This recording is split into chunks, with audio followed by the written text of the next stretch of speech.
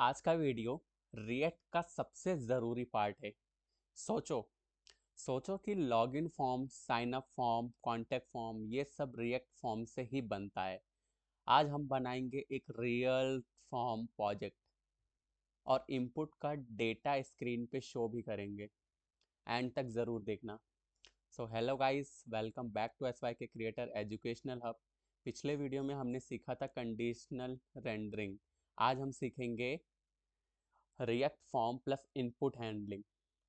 ठीक है, तो ये कॉन्सेप्ट जब जॉब और इंटरव्यू दोनों के लिए बहुत इंपॉर्टेंट है।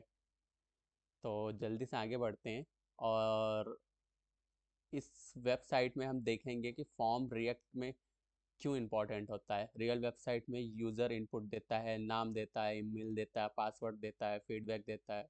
तो रिएक्ट में इनपुट हैंडल करने का मतलब what does it mean to handle input in React. So state के थ्रू डेटा कंट्रोल करना। रिएक्ट में इनपुट हैंडल करने का मतलब होता है स्टेट के थ्रू डेटा कंट्रोल करना। चलो फिर जल्दी से आते हैं प्रैक्टिकल की ओर और मैं सारे स्टेप्स को बता देता हूँ आप लोगों को। तो आपको जैसे पता ही होगा, है ना, सारे स्टेप्स हम यहाँ पे पहले स्टेप वन वही बेसिक कॉमन स्टेप्स रहने वाले हैं, है ना, जो हम पिछले वीडियो में भी फॉलो किया था हमने। सबसे पहले हम प्रोजेक्ट को रन करेंगे और मैं जो छोटे मोटे स्टेप्स हैं ना वो आप नहीं बताने वाला हूँ अगले वीडियो से, क्योंकि ये बेसिक चीज़ें हैं। अब आप सीख गए हो स्टेप वन को, मैं हम हमेशा प्रोजेक्ट को रन करते हैं, है ना। तो जल्दी से मैं आपको ले चलता हूँ टर्मिनल के ऊपर। और टर्मिनल में हमारा ऑलरेडी प्रोजेक्ट चल रहा है ना, रन हो रहा है। तो आपको कुछ नहीं करना है, npm रन और div लिखना है।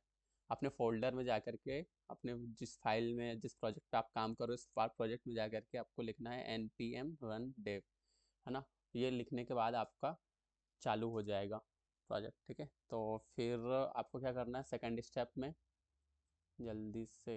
ओके, ठीक है।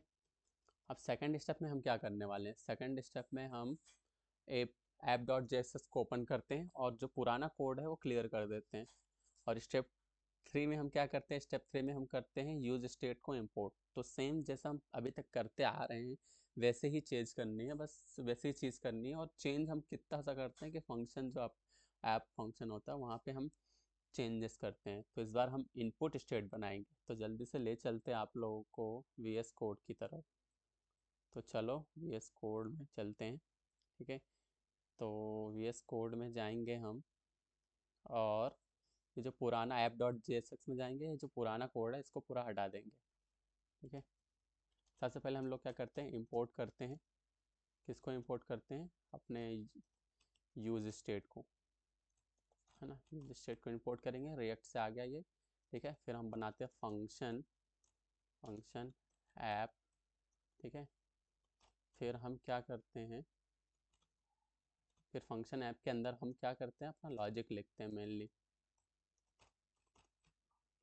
तो यहाँ पे हम क्या करेंगे, एक रिएक्ट में हम इनपुट स्टेट बनाएंगे। तो रिएक्ट में इनपुट को कंट्रोल करने के लिए स्टेट यूज़ होती है।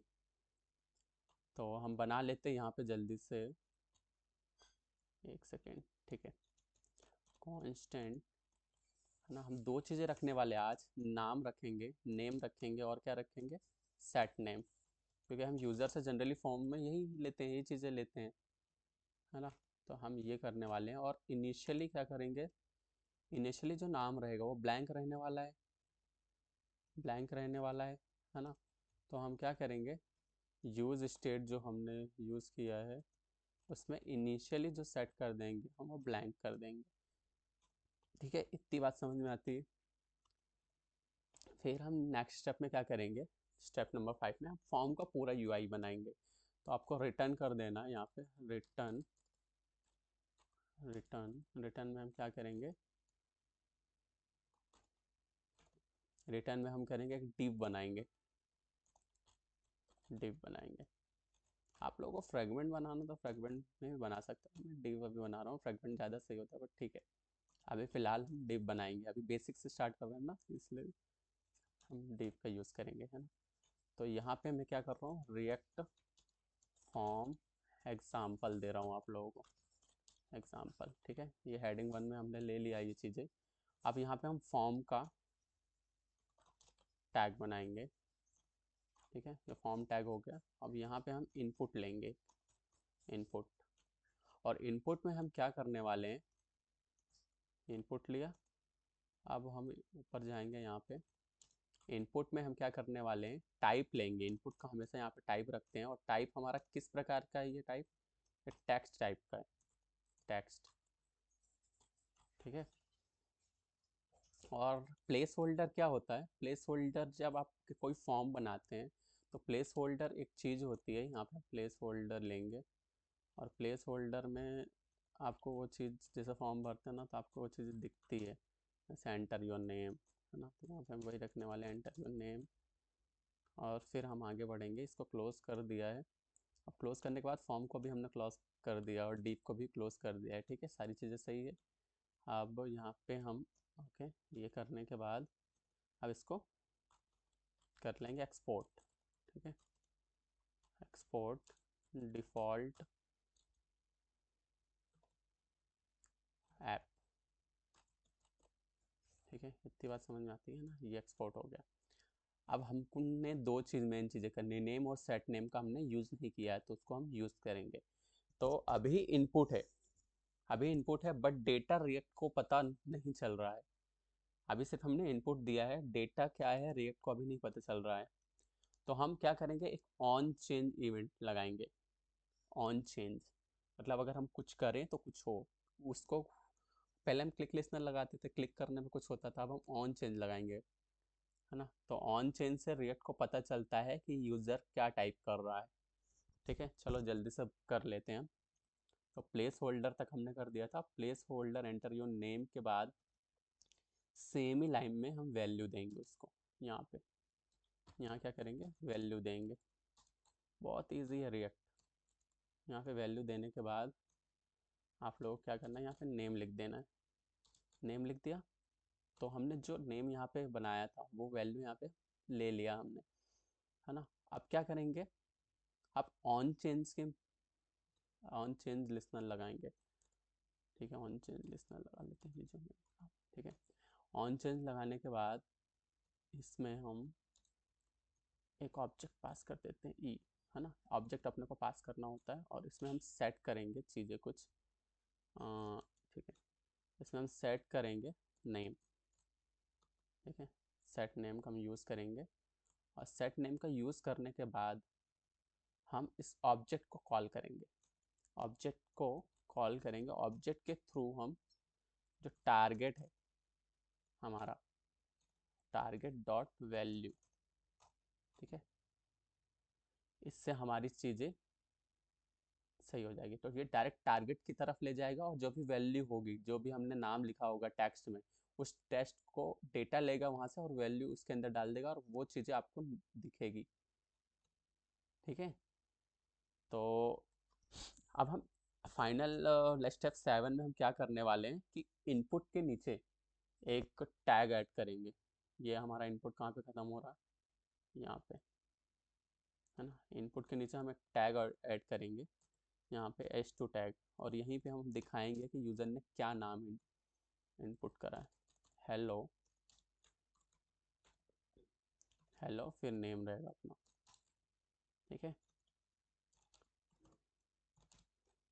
यहाँ पे नेम रहेगा, ठीक है, इसको ब्रैकेट में रख लो। इतनी बात समझ में आती है, यहाँ इमोजी वगैरह ऐड करना तो कर सकते हो आप अपने हिसाब से, ठीक है। तो जैसे ही यूज़र टाइप करेगा, जैसे ही इनपुट फील्ड में आएगा, यूज़र टाइप करेगा, तो आउटपुट लाइव अपडेट हो जाएगा। As per the user type the output will update live, ठीक है। तो पूरा कोड ध्यान से देखो। सबसे पहले हमने क्या किया, इंपोर्ट करा यूज स्टेट को रिएक्ट से। फिर हमने जैसे फंक्शन बनाते हैं, हमने फंक्शन ऐप बनाया, और उसके अंदर हमने कांस्टेंट डिफाइन किया, है ना।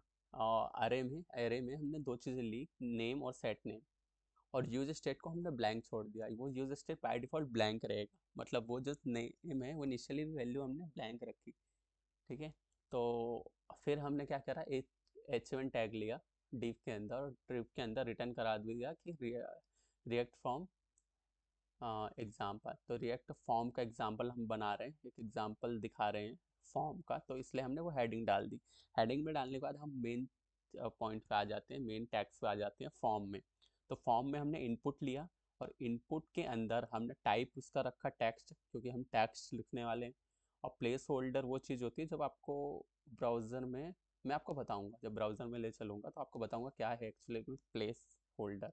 वो दिखती है, ऐसा बोल सकते हैं एज अ हिंट शो करता है प्लेस होल्डर। और जो वैल्यू है वहाँ वैल्यू से हम डेटा लेंगे टैग टाइप टेक्स्ट से, और वहाँ पे नेम को शो कर देंगे।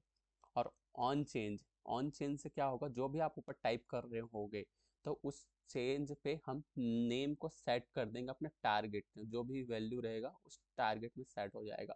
और फिर हम H2 पे हेलो लिख करके उसको दिखा देंगे। स्टोर कर लिया हमने डेटा को, और डेटा को स्टोर करने के बाद हमने यहाँ पे डेटा को शो कर दिया है नीचे।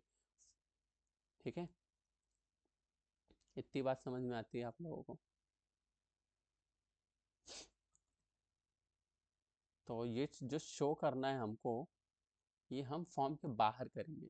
इनपुट ये फॉर्म हो गया, फॉर्म के अंदर इसको बाहर शो करेंगे।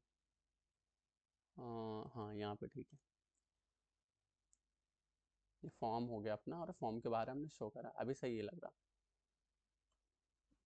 ठीक है, इसको अलाइनमेंट देखो, ये अलाइनमेंट सही है, इसको ऐसा कर लेते हैं, अभी सही है। ठीक है, ये सब बातों का ध्यान रखना आप लोग भी। ठीक है, इसमें एक गैप ज़्यादा है। ठीक है, ठीक है, अब जल्दी से आउटपुट डेमो डेमो देखते हैं अपन, है ना? तो वीडियो में दिखाएंगे, देखेंगे। तो जल्दी से ले चलता हूँ आप लोगों को मेरा ब्राउज़र के ऊपर। ब्राउज़र में गया मैं, अब मैं यहाँ पे रिफ्रेश करूँगा। देखो आया React form example, enter your name बोल रहा। मैं बोलूँगा माय नेम इज़ शुभांक। ये देखो मैं जैसे ही लिख रहा हूँ यहाँ पे लाइव अपडेट हो रहा है। हो रहा, ये किसकी वजह से हो रहा है? ये ऑन चेंज जो मैंने लिसनर लगाया ना, उसकी वजह से हो रहा है। मैं कुछ भी यहाँ पे लिखूँ, ठीक है,